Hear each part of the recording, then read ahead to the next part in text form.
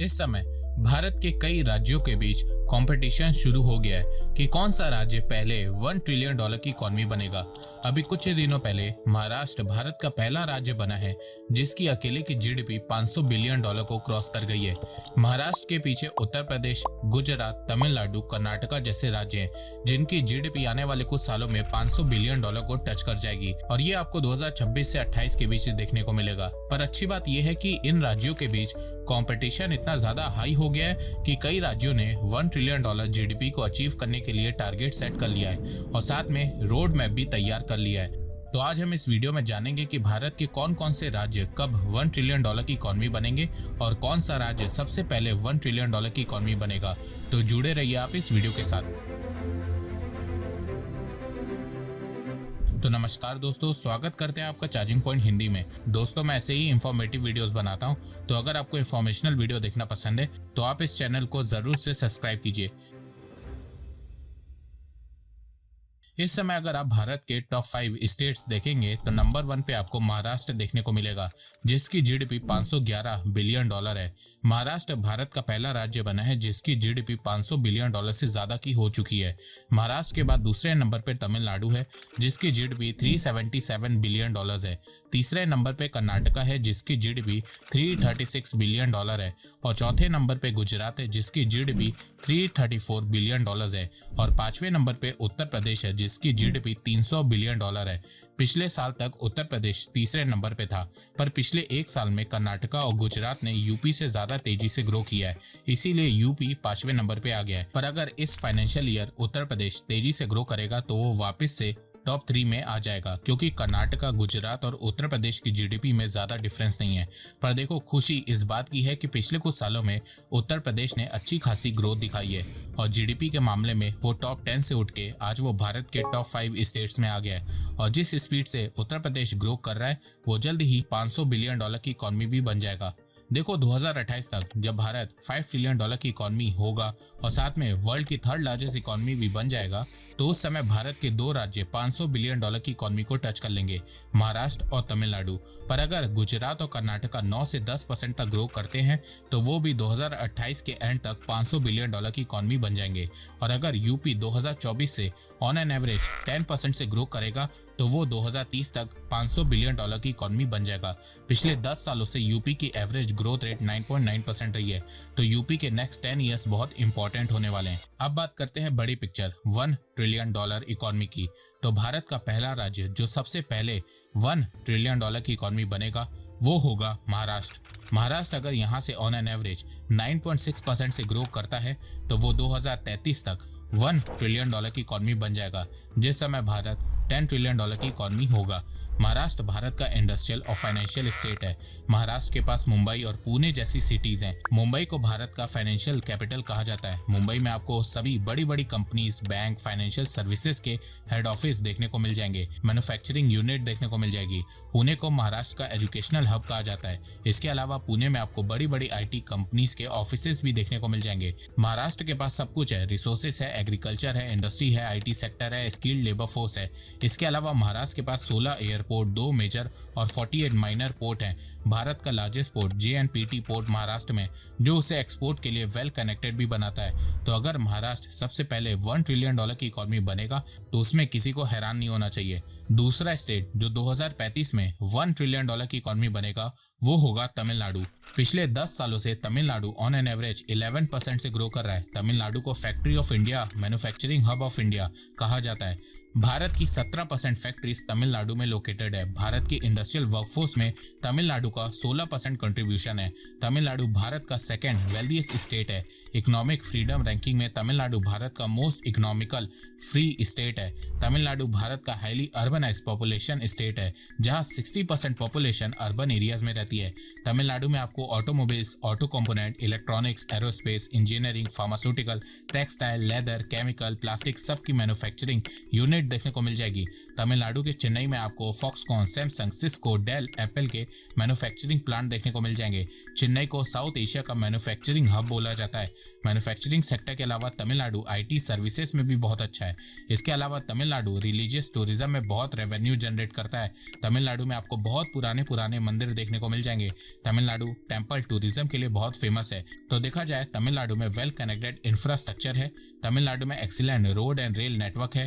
3 major port, 15 minor port और 8 airport है। तमिलनाडु के पास highly qualified, skilled, discipline, productive oriented, English speaking human force भी है। तीसरा स्टेट जो 2035 में $1 ट्रिलियन की इकोनॉमी बनेगा वो होगा गुजरात।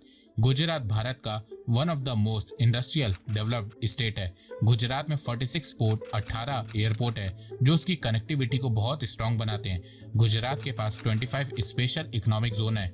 गुजरात में आपको chemical, automobile, petrochemical, dairy, drugs, pharmaceutical, cement, ceramic, James, jewellery, textile, engineering की मैन्युफैक्चरिंग यूनिट देखने को मिल जाएगी। Gujarat world largest process diamond का प्रोड्यूसर है। वर्ल्ड का 70% प्रोसेस डायमंड अकेले गुजरात प्रोड्यूस करता है और भारत का 80% डायमंड अकेले गुजरात एक्सपोर्ट करता है। गुजरात के सूरत को डायमंड कैपिटल ऑफ इंडिया कहा जाता है। गुजरात फार्मास्यूटिकल के मामले में भी बहुत आगे है। इंडिया का 30% फार्मा एक्सपोर्ट गुजरात से होता है। इसके अलावा गुजरात को पेट्रोलियम कैपिटल ऑफ इंडिया कहा जाता है। गुजरात में आपको बड़ी बड़ी प्राइवेट और गवर्नमेंट की पेट्रोलियम रिफाइनिंग यूनिट भी देखने को मिल जाएगी। इसके अलावा गुजरात एक्सपोर्ट में नंबर 1 है।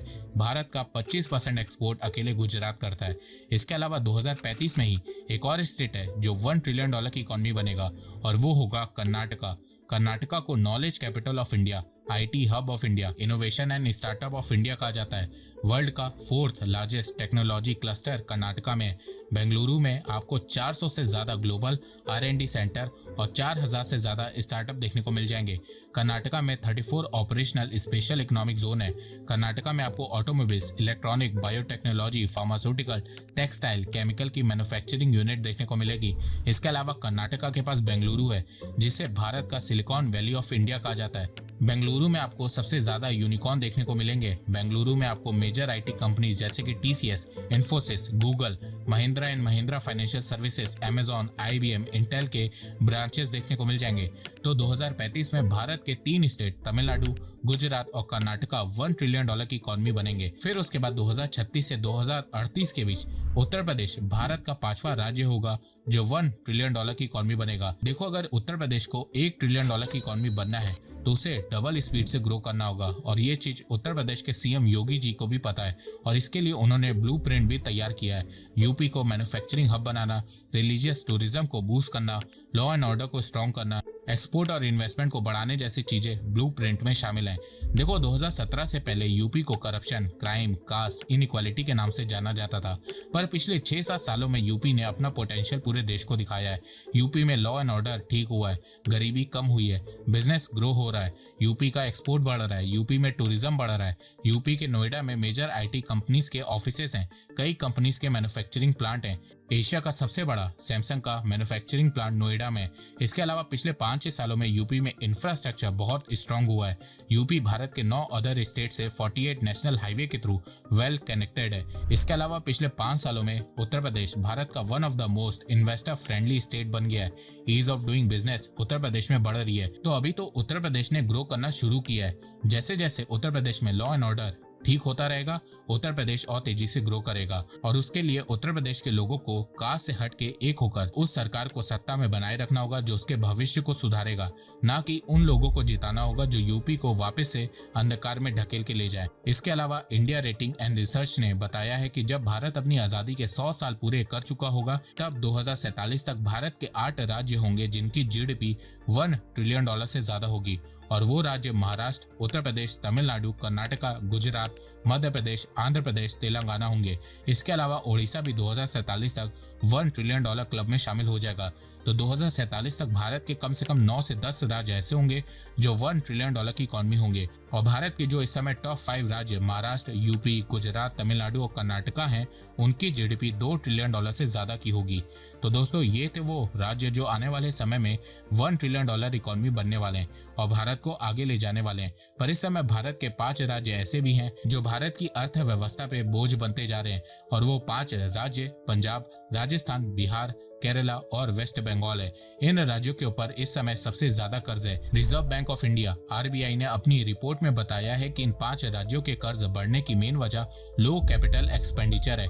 इन 5 राज्यों की सरकार अपने बजट का 90% हिस्सा सैलरी, पेंशन, सब्सिडीज और इंटरेस्ट ऑन लोन में खर्च कर देती है। राज्य के डेवलपमेंट में सिर्फ 10% खर्च करती है, जिसके चलते इन राज्यों में अर्निंग सोर्स से ज्यादा तेजी से नहीं बढ़ पा रही है और फिर नेक्स्ट ईयर इन्हें बजट के लिए और ज्यादा कर्ज लेना पड़ रहा है।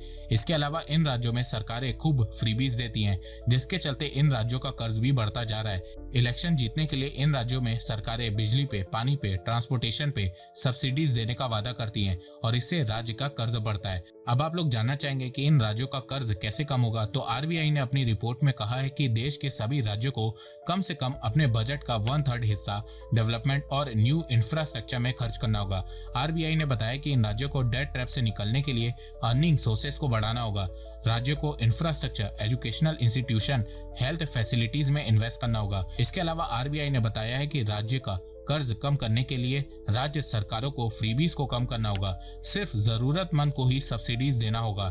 इलेक्शन जीतने के लिए जो उटपटांग वादे किए जाते हैं उससे बचना होगा, तभी राज्यों का कर्ज कम होगा। तो दोस्तों, आपको ये वीडियो कैसा लगा? आप अपनी राय मुझे कमेंट सेक्शन में बताइए। तो अब तक के लिए बस इतना ही। धन्यवाद। जय हिंद, जय भारत।